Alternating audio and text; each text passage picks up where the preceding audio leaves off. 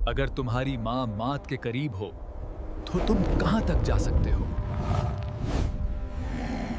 इल्म और हिकमत से भरी दिलचस्प इस्लामी कहानियों के लिए हमारे चैनल द स्टोरी पाथ को सब्सक्राइब करें। अस्सलाम वालेकुम रहमतुल्लाह व बरकातहू। यह कहानी है एक ऐसे बेटे की जिसने अपनी माँ के लिए किस्मत, खौफ और जिन्नात तक से टक्कर ले ली। यह कदीम जमाने की बात है।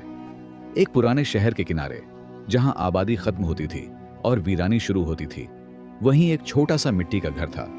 उसी घर में रहता था आदिल अपनी माँ अम्मी हलीमा के साथ। वे गरीब जरूर थे, मगर उनके घर में मोहब्बत की कोई कमी नहीं थी। आदिल का बचपन आसान नहीं था। उसके वालिद बहुत पहले दुनिया से रुखसत हो चुके थे। अम्मी हलीमा ने अकेले ही उसे पाला था, कभी सिलाई करके, कभी लोगों के घरों में काम करके। और आदिल, वह अपनी माँ की दुनिया था।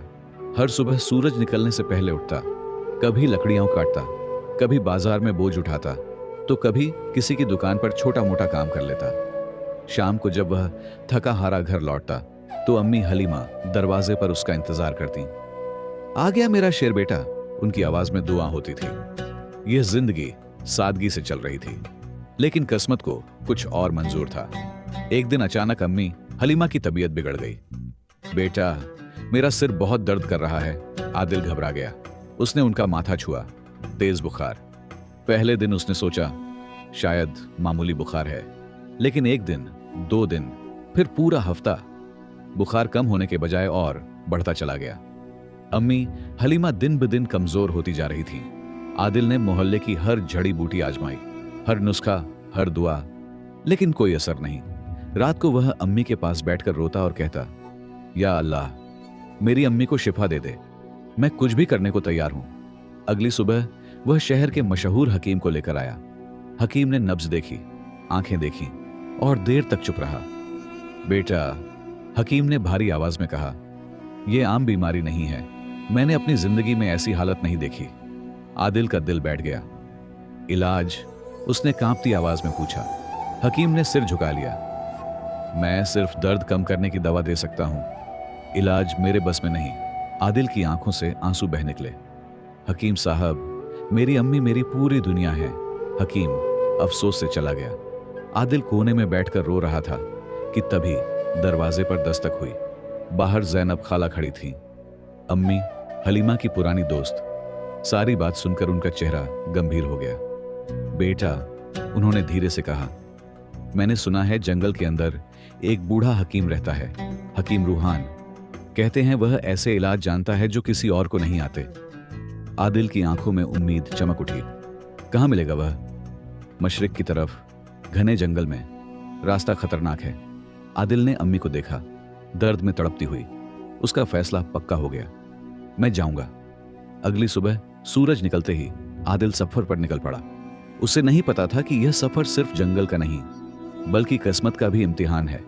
और यह शुरुआत थी एक ऐसी कहानी की जहां मोहब्बत, सब्र और हिम्मत इंसान को जिन्नात की दुनिया तक ले जाती है। आदिल ने सुबह की ठंडी हवा में अपनी अम्मी हलीमा के माथे को चूमा। उनकी सांसें भारी थीं, मगर आंखों में धुआं थी। अल्लाह तुझे कामयाब करे बेटा, कमजोर आवाज में उन्होंने कहा। आदिल का दिल भर आया, मगर उसने आंसू छुपा लिए। वह अपने घोड़े पर सवार हुआ और मशरिक की तरफ चल पड़ा। शहर की आखिरी गलियों के बाद रास्ता सुनसान हो गया। घरों की जगह अब मिट्टी, झाड़ियां और वीरानी थी। जैसे जैसे वह आगे बढ़ता गया, पेड़ घने होते चले गए। सूरज की रोशनी पत्तों के बीच से छन छन कर जमीन पर गिर रही थी। चारों तरफ अजीब सी खामोशी थी। कभी कभी किसी अनजानी चिड़िया की आवाज या सूखे पत्तों के चरमराने की आवाज दिल को डरा देती। आदिल के दिल में डर था, मगर मां की मोहब्बत उस डर से कहीं ज्यादा ताकतवर थी। पूरा दिन सफर करने के बाद शाम ढलने लगी। आसमान नारंगी होने लगा और जंगल और भी डरावना दिखने लगा। तभी आदिल की नजर एक बहुत बड़े पुराने दरख्त पर पड़ी। उसकी जड़ें जमीन से बाहर निकली हुई थीं और तना इतना चौड़ा कि 10 आदमी भी घेर ना पाए। दरख्त के नीचे एक बूढ़ा आदमी बैठा था। सफेद लंबी दाढ़ी, चेहरे पर झुर्रियां, मगर आंखों में अजीब सी चमक। उसने आंखें बंद कर रखी थीं, जैसे गहरी सोच में डूबा हो। आदिल का दिल तेज धड़कने लगा। यही होंगे हकीम रूहान। आदिल घोड़े से उतरा और आदब से बोला, अस्सलाम वालेकुम हकीम साहब। बूढ़े ने धीरे धीरे आंखें खोली। उसकी नजर सीधे आदिल के दिल तक उतर गई। वालेकुम सलाम बेटे, वह मुस्कुराया। मैं जानता हूं तुम क्यों आए हो। आदिल हैरान रह गया। आप कैसे जानते हैं? हकीम रूहान ने गहरी सांस ली। कुछ दर्द आवाज से नहीं, रूह से महसूस होते हैं। आदिल उनके सामने बैठ गया और सारी कहानी सुना दी। अम्मी की बीमारी, हकीमों की नाकामी और आखिरी उम्मीद। हकीम रूहान देर तक चुप रहे, फिर बोले, बेटे, यह बीमारी इंसानों की नहीं है। आदिल का दिल कांप गया। तो फिर किसकी है? हकीम रूहान की आवाज भारी हो गई। यह जिन्नाती असर है। आदिल के शरीर में सनसनी दौड़ गई। जिन्न, उसने घबरा कर कहा। क्या वे सच में होते हैं? हकीम ने सिर हिलाया। अल्लाह की बनाई हुई हर मखलूक का सच है बेटे। कुछ नजर आती हैं, कुछ नहीं। तो इलाज? आदिल ने कांपती आवाज में पूछा। हकीम रूहान ने दरख्त की तरफ देखा। इलाज है, मगर आसान नहीं। उन्होंने बताया, तुम्हारी मां को एक खास जड़ी बूटी चाहिए। वह जड़ी बूटी सिर्फ जिन्नात की बस्ती में मिलती है। आदिल की सांस रुक गई। मैं वहां कैसे जाऊंगा? हकीम रूहान ने गंभीर होकर कहा, वह बस्ती यहां से 1 महीने के सफर पर है। रास्ते में ऐसे खतरे हैं जिनसे कोई इंसान जिंदा वापस नहीं आता। आदिल की उम्मीद डगमगाने लगी। लेकिन तभी हकीम ने आगे कहा, मगर एक रास्ता है। मगरिब की तरफ पहाड़ों के पार एक शहजादी का महल है। उस शहजादी का नाम है मेहरनाज। उसका महल जिन्नात की सरहद के पास है। अगर वह तुम्हारी मदद करे तो तुम बस्ती तक पहुंच सकते हो। आदिल की आंखों में फिर से रोशनी आ गई। मैं कुछ भी करूंगा, उसने कहा, बस मेरी अम्मी बच जाए। हकीम रूहान ने उसकी आंखों में देखा। यह रास्ता सिर्फ बहादुरों के लिए है। उस रात आदिल वहीं रुका। सुबह हकीम रूहान ने उसे एक चमड़े का नक्शा दिया और कुछ तिलिस्मी तावीज। इन्हें पहन लो, ये तुम्हारी हिफाजत करेंगे। डरना मत, मगर घमंड भी मत करना। आदिल ने सिर झुकाकर शुक्रिया अदा किया। अगली सुबह वह मगरिब की तरफ चल पड़ा। जंगल खत्म हुआ तो खुला मैदान शुरू हुआ। दूर पहाड़ों की कतारें आसमान को चूम रही थीं।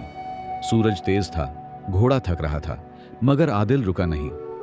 थोड़ा और दोस्त, वह घोड़े से बोला, मेरी अम्मी हमारा इंतजार कर रही है। 5वें दिन पहाड़ों की चढ़ाई शुरू हुई। पत्थर, ठंडी हवाएं और तंग रास्ते। खाना कम हो रहा था। रात को आदिल ने आसमान की तरफ देखा। या अल्लाह, मुझे हिम्मत देना। 10वें दिन एक छोटा सा गांव मिला। एक बूढ़े किसान ने चेतावनी दी, शहजादी का महल, वहां से कोई वापस नहीं आता। लेकिन आदिल नहीं रुका। 15वें दिन खाना खत्म हो गया। घोड़ा भी गिर पड़ा। भूख और थकावट से आदिल पेड़ के नीचे लेट गया। अम्मी, उसकी आंखों से आंसू निकले, माफ कर देना। आंखें बंद होते ही उसे एक ख्वाब आया। एक सफेद परिंदा बोला, उठो आदिल, तुम्हारी मंजिल करीब है। आंख खुली तो वाकई एक सफेद परिंदा उसके सामने बैठा था। वह उड़ता गया और इशारा करता रहा। आदिल ने आखिरी हिम्मत जुटाई और उसके पीछे चल पड़ा। सफेद परिंदा आगे आगे उड़ता रहा और आदिल उसके पीछे पीछे चलता रहा। थका हुआ शरीर, कमजोर कदम, मगर दिल में एक आखिरी उम्मीद। थोड़ी देर बाद जंगल खत्म होने लगा। पेड़ों की जगह अब पहाड़ी रास्ते थे।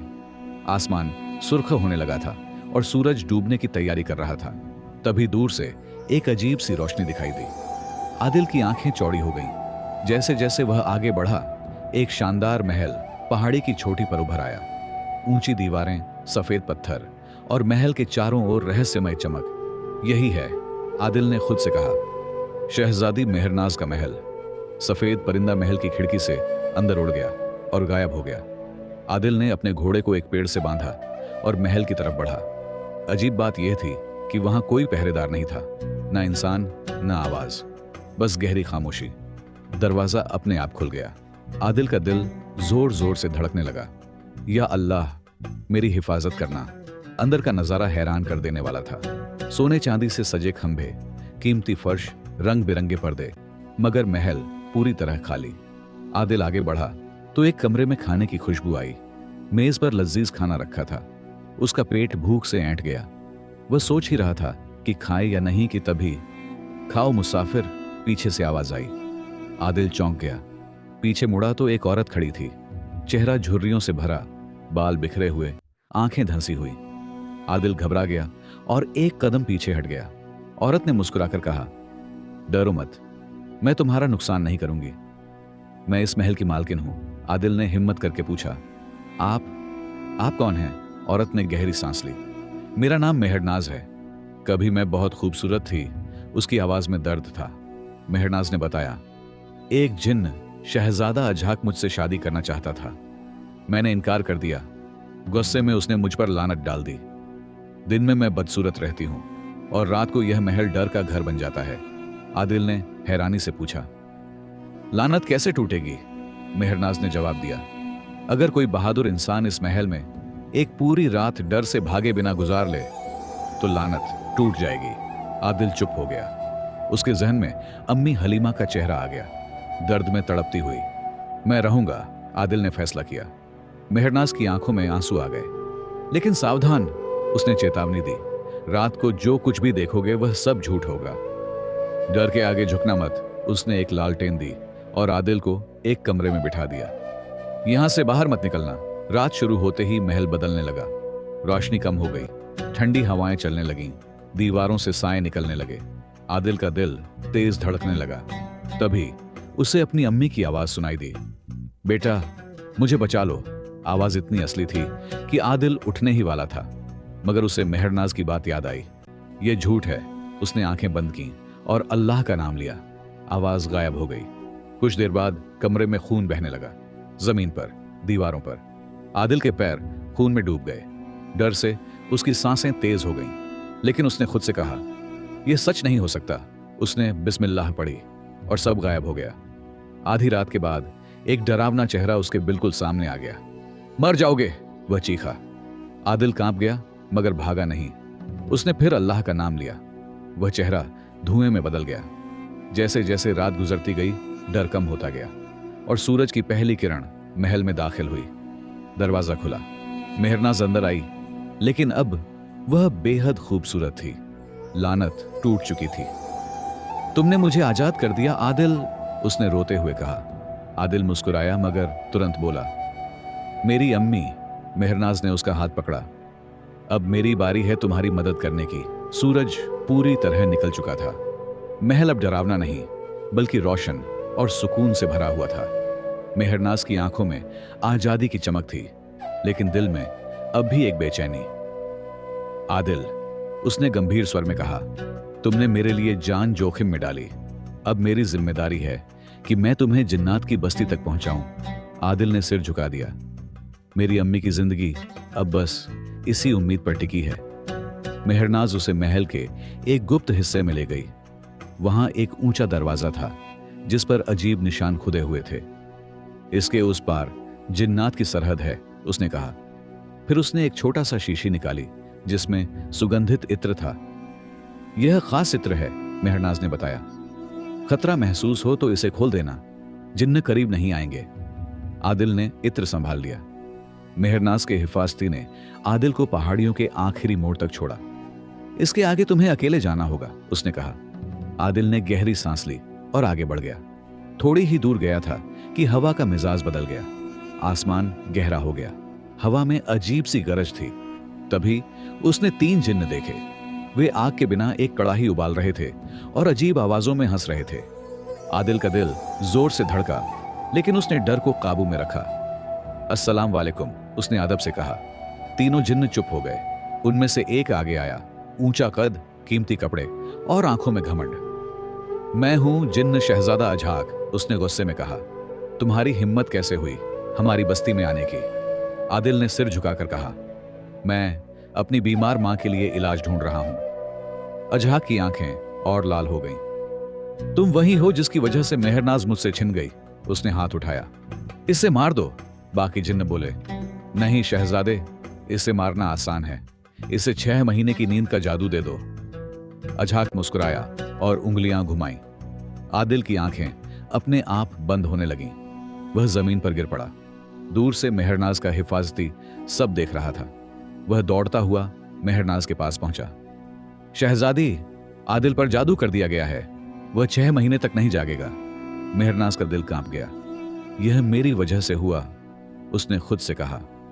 वह बिना देर किए जिन्नात की बस्ती पहुंची। मेहरनाज ने अजहाक के सामने घुटनों पर बैठकर कहा, मुझे सजा दो, लेकिन आदिल को छोड़ दो, वह बेगुनाह है। अजहाक हंसा। अगर तुम मुझसे शादी कर लो तो मैं उसे जगा दूंगा। मेहरनाज की आंखों से आंसू बह निकले। उसके सामने आदिल का चेहरा था, जिसने उसकी जिंदगी बदल दी थी। मैं शर्त मानती हूं, उसने टूटे स्वर में कहा। जैसे ही जादू टूटा, आदिल की आंख खुल गई, लेकिन तेज हवाएं चलीं और उसे उठाकर दूर फेंक दिया गया। जब आदिल को होश आया तो वह एक अनजान जगह पर था। पास ही एक छोटी सी झोपड़ी थी। अंदर एक बूढ़ी औरत बैठी थी, दाया नूरा। उसने आदिल को खाना दिया और उसकी कहानी सुनी। तुम बहुत कुछ सह चुके हो बेटे, उसने कहा। यह लो वह जड़ी बूटी जो तुम्हारी मां को ठीक कर देगी। आदिल की आंखें खुशी से भर आईं। दाया नूरा ने आगे बताया, पास ही 3 जिन्न लड़के रहते हैं। उनके पास जादुई कालीन, जादुई टोपी और जादुई जूते हैं। अगर तुम होशियारी से काम लो तो मेहरनाज को भी बचा सकते हो। आदिल ने तीनों जिन्नों को आपस में लड़ते देखा। उसने उन्हें दौड़ की चुनौती दी।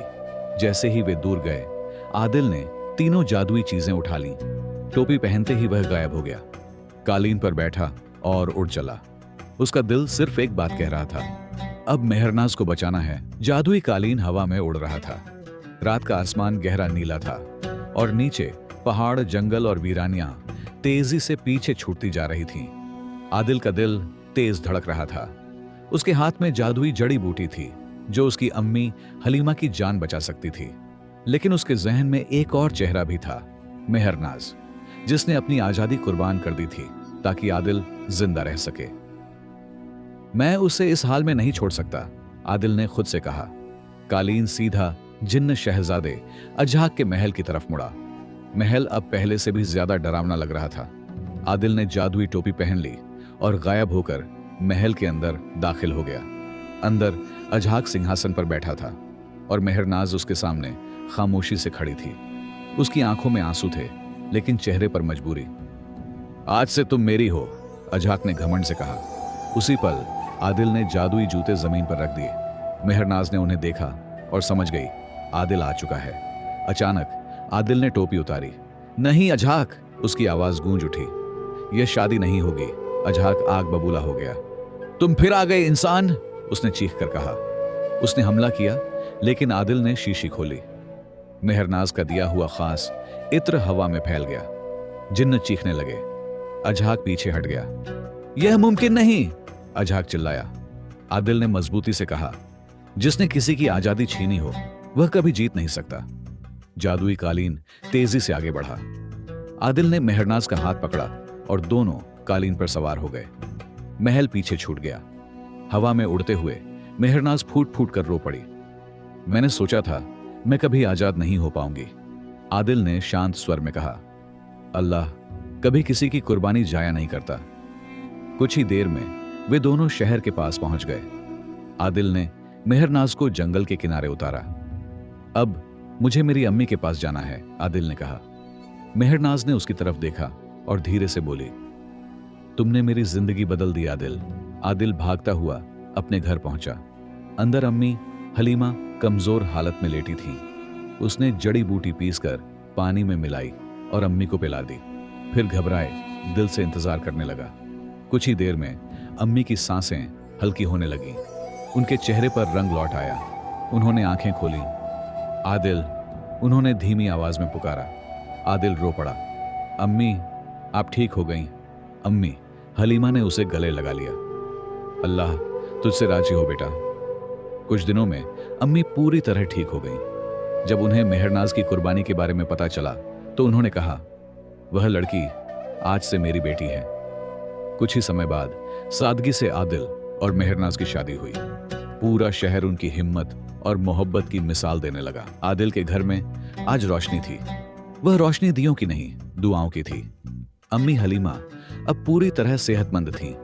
उनकी आंखों में फिर वही चमक लौट आई थी जो आदिल के बचपन में हुआ करती थी। हर सुबह वह अल्लाह का शुक्र अदा करती और आदिल के सिर पर हाथ रखकर कहती, बेटा तूने मुझे दूसरी जिंदगी दी है। आदिल मुस्कुराता, मगर वह जानता था यह सब उसकी हिम्मत से नहीं, बल्कि अल्लाह की रहमत से हुआ है। मेहरनाज अब उसी घर में रहती थी। वह अम्मी हलीमा की खिदमत करती, घर का काम संभालती और हर बात में सादगी और शुक्र दिखाई देता।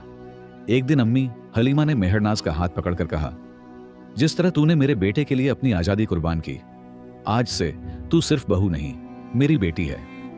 मेहरनाज की आंखें भर आईं। उसने आदिल की तरफ देखा, वह आदमी जिसने डर, भूख, जिन्नात और मौत सबका सामना किया सिर्फ मां की मोहब्बत के लिए। शादी बहुत सादगी से हुई, न ढोल न शोर, बस दुआएं। मोहल्ले के लोग कहते, ऐसी शादी कम ही देखने को मिलती है जहां दहेज नहीं बल्कि सब्र और कुर्बानी हो। कभी कभी रात को आदिल घर की छत पर बैठकर आसमान की तरफ देखता। उसे जंगल, हकीम रूहान, जिन्नात की बस्ती, अजहाक और वह सफेद परिंदा सब याद आता। वह सोचता, अगर उस दिन मैं डर जाता, अगर मैं लौट जाता तो आज सब कुछ अलग होता। मेहरनाज उसके पास आकर बैठती और कहती, मुश्किलें इंसान को तोड़ने नहीं निखारने आती हैं। कुछ महीनों बाद आदिल ने वही काम शुरू किया जो उसके वालिद किया करते थे, लोगों की मदद। किसी को रास्ता चाहिए, किसी को सहारा, किसी को सिर्फ एक हिम्मत भरा लफ्ज। धीरे धीरे लोग उसे आदिल साबिर कहने लगे। एक दिन एक बीमार औरत उसके पास आई, कहने लगी, सबने जवाब दे दिया है। आदिल ने मुस्कुराकर कहा, दवा से पहले दुआ आजमाओ और सब्र रखो। अम्मी हलीमा ने उसे देखते हुए आंखें बंद कर लीं। या अल्लाह, मेरे बेटे को हमेशा सही राह पर रखना। दोस्तों, यह कहानी हमें सिखाती है कि माँ बाप की दुआ किसी भी तिलिस्म से ज्यादा ताकतवर होती है। सब्र हर बंद दरवाजे की चाबी है और अल्लाह पर यकीन इंसान को वहां पहुंचा देता है जहां उसकी सोच भी नहीं पहुंचती। जिंदगी में हम सब किसी न किसी इम्तिहान से गुजरते हैं, पढ़ाई, रोजगार, घर या रिश्ते, लेकिन जो इंसान हिम्मत नहीं हारता वही कामयाब होता है। अगर आपको यह कहानी दिल को छू गई हो तो वीडियो को लाइक जरूर करें और ऐसे ही इल्म और हिकमत से भरी कहानियों के लिए हमारे चैनल द स्टोरी पाथ को सब्सक्राइब करें। अपनी दुआओं में हमें याद रखिए। मिलते हैं अगली ऐसी ही वीडियो में। तब तक अपना ख्याल रखिए। अल्लाह हाफिज।